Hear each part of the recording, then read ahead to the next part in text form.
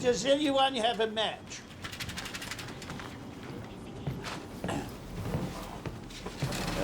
Thank you. Thank you. What are you all staring at? Have you never seen a Prime Minister ride the Underground before?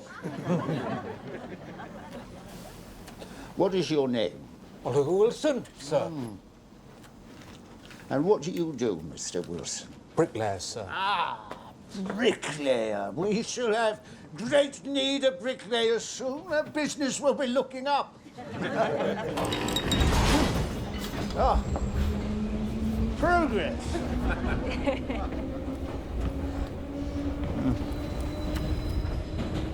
How old? 5 months, sir. He looks like you. Madam, all babies look like me. Well, what is your name? Mrs. Jessie Sutton. Ah, Mrs. Sutton, it's a pleasure. Abigail. Abigail Walker. Marcus Peters. Marcus Peters. Agnes Dillon. Agnes. Morris Baker. Mr. Baker. Alice Simpson. Alice Simpson. Miss Margaret Jerome. Oh, it's Jerome. Ah, well, my mother was a Jerome. I expect we're closely related. Please, sit, everyone. Thank you, Mr. Baker. So, how are you all bearing up? Good spirits? Yes. Just as well. We shall need them. Now, let me ask you something that's been weighing on my mind. Perhaps you can provide me with an answer. You, the British people, what is your mood? Is it confident? Confident? How confident? Very.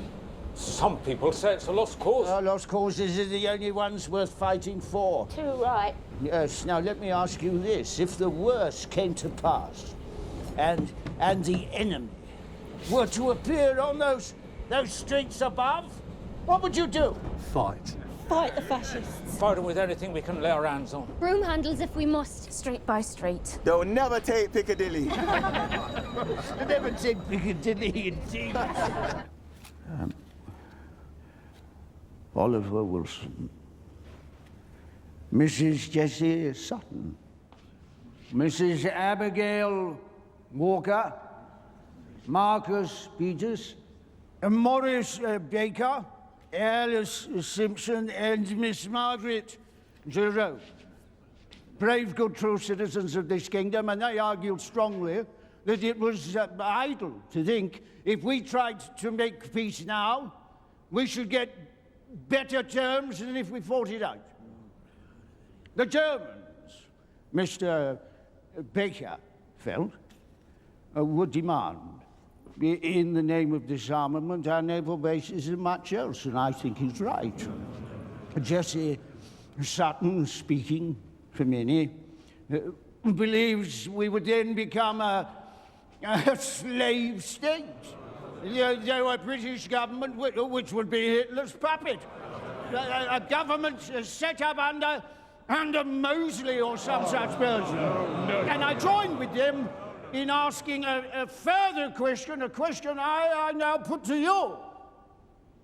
Where should we be at the end of all that?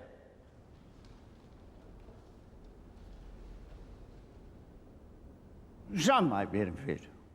I mean, the powerful might be able to parlay good terms preserved in their country, readouts out of sight of the swastika flying over Buckingham Palace, over Windsor, and they're draped on these very buildings. Never!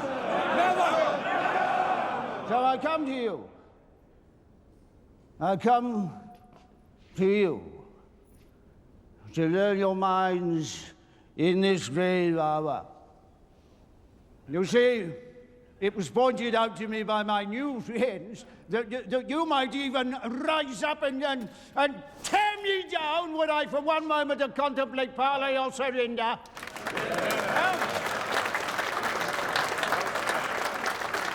Were they wrong? Were they wrong? Were they wrong? Thank you, then I have heard you. I have heard you.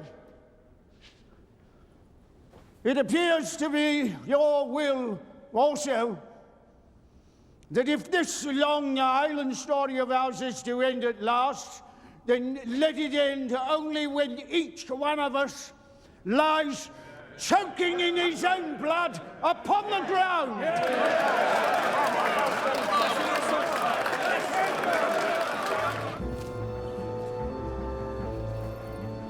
Turning once again to the question of invasion, I would observe that there has never been a period in all these long centuries of which we boast when an absolute guarantee against invasion could have been given to our people.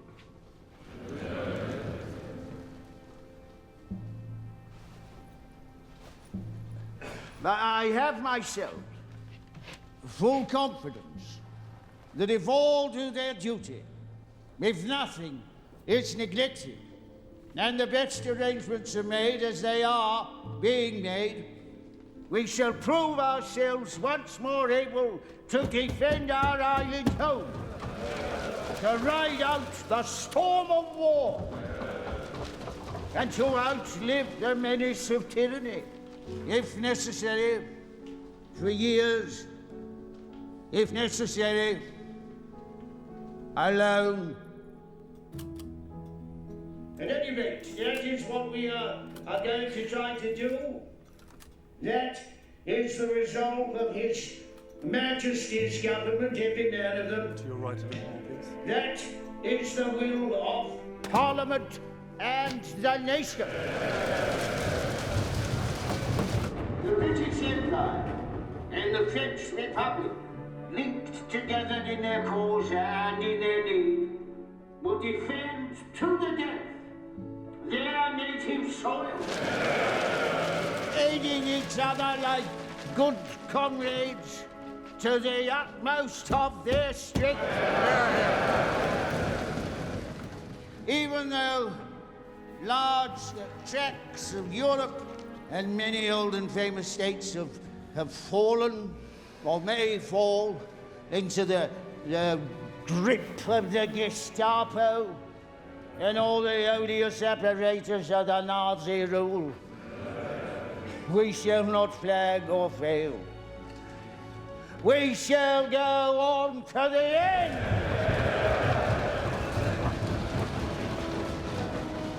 We shall fight in France. We shall fight on the seas and oceans. We shall fight with growing confidence and growing strength in the air. We shall defend our island, whatever the cost may be. We shall fight on the beaches. We shall fight on the landing grounds. We shall fight in the fields and in the streets. We shall fight in the hills. We shall never surrender!